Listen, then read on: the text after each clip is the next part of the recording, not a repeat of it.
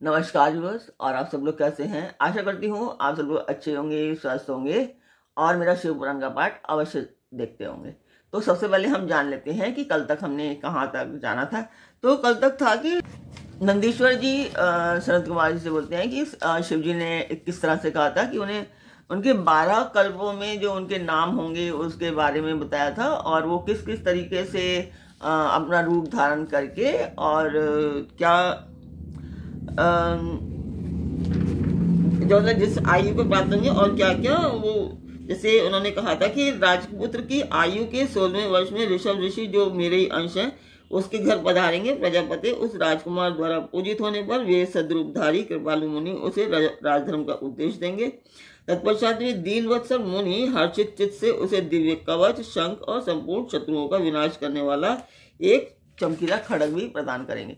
तो उन्होंने उस 12 कल्पों में क्या क्या किया उन्होंने ये सब बताया था नंदीश्वर को।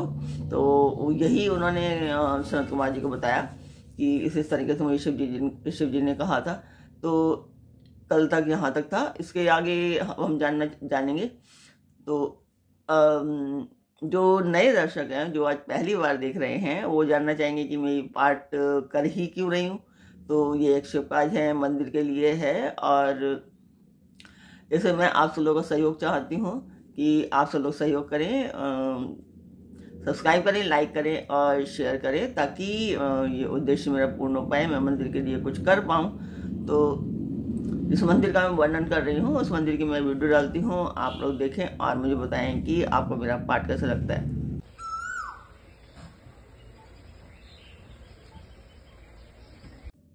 तो मंदिर की वीडियो आपने देखी, आपको मेरा पाठ कैसा लग रहा है अवश्य मुझे बताएं कमेंट बॉक्स में। आपको अच्छा लगता है मुझे वो भी बताएं, आपको कमियां दिखाई देती हैं आप मुझे वो भी बता सकते हैं। तो अब हम चलते हैं आज के पाठ पर। तो स्वागत करती हूँ मैं आप सभी का अपने इस कार्यक्रम शिव पुराण के शतरुद्र संहिता के पाठ में।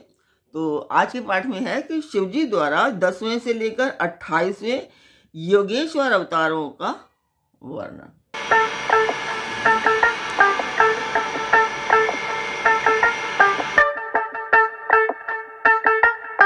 तो यहाँ पर शिवजी कहते हैं, ब्राह्मण 10वें द्वापर में त्रिधामा नाम के मुनि व्यास होंगे। वे हिमालय के रमणीय शिखर पर्वोत्तम भृगुतुंग पर निवास करेंगे। वहां भी मेरे श्रुति विदित 4 पुत्र होंगे। उनके नाम होंगे भृगु, भृंग, बलबंधु, नरामित्र और तपोधन, केतु, सिंह। 11वें द्वापर में जब त्रिवित नामक व्यास होंगे तब मैं कलयुग में गंगा द्वापर में तप नाम से प्रकट होऊंगा। वहां भी मेरे लंबोदर, लंबाक्ष, केशलंब और प्रलंबक नामक 4 दृढ़वती पुत्र होंगे। 12वीं चतुर्युगी के द्वापर युग में सत्यतेजा नाम के वेद व्यास होंगे। उस समय में द्वापर के समाप्त होने पर कलयुग में हेमकंचुक में जाकर अत्रि नाम से अवतार लूंगा और व्यास की सहायता के लिए निवृत्ति मार्ग को प्रतिष्ठित करूंगा। तो महामुने वहां भी मेरे सर्वज्ञ, समबुद्धि, साध्य और शर्व नामक 4 उत्तम योगी पुत्र होंगे। 13वें द्वापर युग में जब धर्म स्वरूप नारायण व्यास होंगे तब मैं पर्वत श्रेष्ठ गंधमादन पर वाल खिल्याश्रम में महामुनि बलि नाम से उत्पन्न होऊंगा। वहां भी मेरे सुधामा, काश्यप, वशिष्ठ और विरजा नामक 4 सुंदर पुत्र होंगे। 14वीं चतुर्युगी के द्वापर युग में जब रक्ष नामक व्यास होंगे उस समय में अंगिरा के वंश में गौतम नाम से उत्पन्न होऊंगा। उस कलयुग में भी अत्रि, वशद, श्रवण,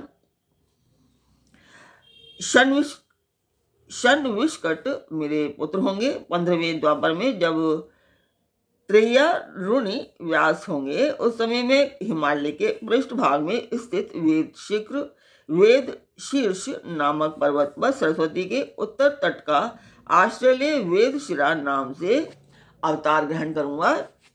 उस समय पर महापराक्रमी वेदशिर ही मेरा अस्त्र होगा। वहां भी मेरे 4 दृढ़ पराक्रमी पुत्र होंगे। उनके नाम होंगे कुनी, कुनिबाहु, कुशरीर और कुनित्रक। 16वें द्वापर युग में जब व्यास का नाम देव होगा, तब मैं योग प्रदान करने के लिए परम पुण्य में गोकर्ण वन में गोकर्ण नाम से प्रकट होऊंगा। वहां भी मेरे काश्यप, उष्णा, चवन और बृहस्पति नाम के 4 पुत्र होंगे। वे जल के समान निर्मल और योगी होंगे तथा उसी मार्ग के आश्रय से शिवलोक को प्राप्त हो जाएंगे। 17वीं चतुर्युगी के द्वापर युग में देव कृतंजय व्यास होंगे। उस समय में हिमालय के अत्यंत ऊंचे एवं रमणीय शिखर महालय पर्वत पर गुहावासी नाम के अवतार धारण करूंगा। क्योंकि हिमालय शिव क्षेत्र कहलाता है, वहीं उथत्य, वामदेव, महायोग और महाबल नाम के मेरे पुत्र भी होंगे। 18वीं चतुर्युगी के द्वापर युग में जब ऋतंजय व्यास होंगे, तब मैं हिमालय के उस सुंदर शिखर पर, जिसका नाम शिखंडी पर्वत है और जहां महान पुण्य में सिद्ध क्षेत्र तथा सिद्धों द्वारा सेवित शिखंडी वन भी है, शिखंडी नाम से उत्पन्न होगा। वहां भी वाच, श्रवा, रुचिक, शैवास्या और यतीश्वर नामक मेरे 4 तपस्वी पुत्र होंगे। 19वें द्वापर में महामुनि भरद्वाज व्यास होंगे। उस समय भी मैं हिमालय के शिखर पर माली नाम से उत्पन्न होऊंगा और मेरे सिर पर लंबी लंबी जटाएं होंगी। वहां भी मेरे सागर से गंभीर स्वभाव वाले हिरण नामक, कौशल्य, लोकाक्षी और प्रद्युम्न नामक पुत्र होंगे। 20वीं चतुर्युगी के द्वापर में होने वाले व्यास का नाम गौतम होगा। तब मैं भी हिमवान के पृष्ठभाग में स्थित पर्वत श्रेष्ठ अट्टाहस पर, जो सदा देवता, मनुष्य, यक्षेंद्र, सिद्ध और चारणों द्वारा अधिष्ठित रहता है, अट्ठास नाम से अवतार धारण करूंगा। उस युग के मनुष्य अट्ठास के प्रेमी होंगे। उस समय भी मेरे उत्तम योग संपन्न 4 पुत्र होंगे। उनके नाम होंगे सुमंत, बरवरी, विद्वान, कबंध और कुनिकंधर। 21वें द्वापर युग में जब वाचः श्रव नाम के व्यास होंगे, तब मैं दारुक नाम से प्रकट होऊंगा, इसलिए उस शुभ स्थान का नाम दारुवन पड़ जाएगा। वहां भी मेरे पुलक्ष, दर्भायनी, केतुमान तथा गौतम नाम के 4 परम योगी पुत्र उत्पन्न होंगे। 22वीं चतुर्युगी के द्वापर में जब शुष्पायन नामक व्यास होंगे, तब मैं भी वाराणसीपुरी में लांगली भीम नामक महामुनि के रूप में अवतरित होऊंगा।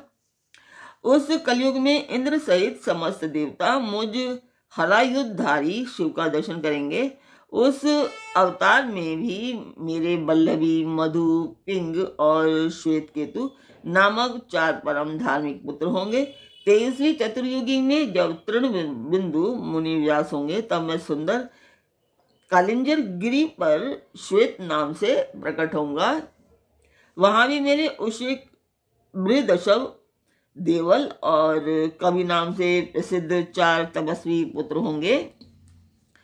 24वीं चतुर्युगी में जब ऐश्वर्यशाली यक्ष व्यास होंगे, तब उस युग में मैं निमेक्ष क्षेत्र में शूली नामक महायोगी होकर के उत्पन्न होऊंगा। उस युग में भी मेरे 4 तपस्वी शिष्य होंगे। उनके नाम होंगे शालिहोत्र, अग्निवेश, युवनाशु और शरदिसु। 25वें द्वापर में जब व्यास शक्ति नाम से प्रसिद्ध होंगे, तब मैं भी प्रभावशाली एवं दंडधारी महायोगी के रूप में प्रकट होऊंगा। मेरा नाम मुंडीश्वर होगा। उस अवतार में भी छगल, कुंडकर्ण, कुंभांड और प्रवाहक मेरे तपस्वी शिष्य होंगे। 26वें द्वापर में जब व्यास का नाम पराशर होगा, तब मैं भद्रवट नामक नगर में सहिष्णु नामक नाम से अवतार लूंगा। उस समय भी उलूक, विद्युत, शंभुक और आश्वलायन नाम वाले 4 तपस्वी शिष्य होंगे। 27वें द्वापर में जब जातुकर्ण, व्यास होंगे तब मैं भी प्रभास तीर्थ में सोम शर्मा नाम से प्रकट होऊंगा। वहां भी अक्षपाद, कुमार, उलुक और वत्स नाम से प्रसिद्ध मेरे 4 तपस्वी शिष्य होंगे। 28वें द्वापर में जब भगवान श्री हरि पराशर के पुत्र रूप में द्वैपायन नामक व्यास होंगे, तब पुरुषोत्तम श्री कृष्ण अपने छठे अंश से वसुदेव के श्रेष्ठ पुत्र के रूप में उत्पन्न होकर वासुदेव कहलाएंगे। उसी समय योगात्मा मैं भी लोगों को आश्चर्य में डालने के लिए योग माया के प्रभाव से ब्रह्मचारी का शरीर धारण करके प्रकट होऊंगा। फिर शमशान भूमि में मृतक रूप से पड़े हुए अविच्छिन्न शरीर को देखकर मैं ब्राह्मणों के हित साधन के लिए योग माया के आश्रय से उसमें घुस जाऊंगा और फिर तुम्हारे तथा विष्णु के साथ मेरुगिर की पुण्यमयी दिव्य गुहा में प्रवेश करूंगा। ब्राह्मण, वहां मेरा नाम लकुली होगा। इस प्रकार मेरा यह कायावतार उत्कृष्ट सिद्ध क्षेत्र कहलाएगा और यह जब तक पृथ्वी कायम रहेगी तब तक लोक में परम विख्यात रहेगा। उस अवतार में भी मेरे 4 तपस्वी शिष्य होंगे। उनके नाम कुशिक, गर्ग, मित्र और पौरुष्य होंगे। वे वेदों के पारगामी उदरऋता ब्राह्मण योगी होंगे और माहेश्वर योग को प्राप्त करके शिवलोक को चले जाएंगे।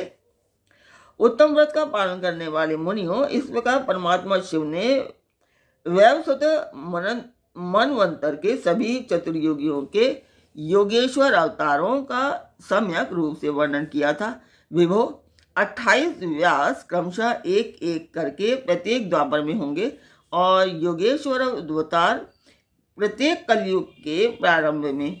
प्रत्येक योगेश्वर अवतार के साथ उनके 4 अविनाशी शिष्य भी होंगे जो महान शिव भक्त और योग मार्ग की वृद्धि करने वाले होंगे। इन पशुपति के शिष्यों के शरीरों पर भस्म रमी रहेगी, ललाट त्रिपुंड से सुशोभित रहेगा और रुद्राक्ष की माला ही इनका आभूषण होगा। ये सभी शिष्य धर्मपरायण, वेदांग के पारगामी विद्वान और सदा बाहर भीतर से लिंगार्चन में तत्पर रहने वाले होंगे। ये शिव जी की भक्ति रखकर योग पूर्वक ध्यान में निष्ठा रखने वाले और जितेंद्रिय होंगे। विद्वानों ने इनकी संख्या 112 बताई है। इस प्रकार मैंने 28 युगों के क्रम से मनु से लेकर कृष्ण अवतार पर्यंत सभी अवतारों के लक्षणों का वर्णन कर दिया। जब श्रुति समूहों का वेदांत के रूप में प्रयोग होगा तब उस कल्प में कृष्ण द्वैपायन व्यास होंगे। यों महेश्वर ने ब्रह्मा जी पर अनुग्रह करके योगेश अवतारों का वर्णन किया और फिर वे देवेश्वर उनकी ओर दृष्टिपात करके वहीं अंतर्ध्यान हो गए। तो यह था 28 कल्पों का वर्णन। तो कमेंट बॉक्स में मुझे अवश्य बताएं कि आपको ये 28 कल्प कैसे लगे और शिव जी के जो रूप हैं वो आपको किस प्रकार लगे, कितना आनंद दिया उन 28 कल्पों ने आपको। तो कल फिर मिलते हैं एक नए पाठ में, एक नई उमंग, एक नई तरंग के साथ। तब तक के लिए आज्ञा दीजिए। ओम नमः शिवाय। जय माता की।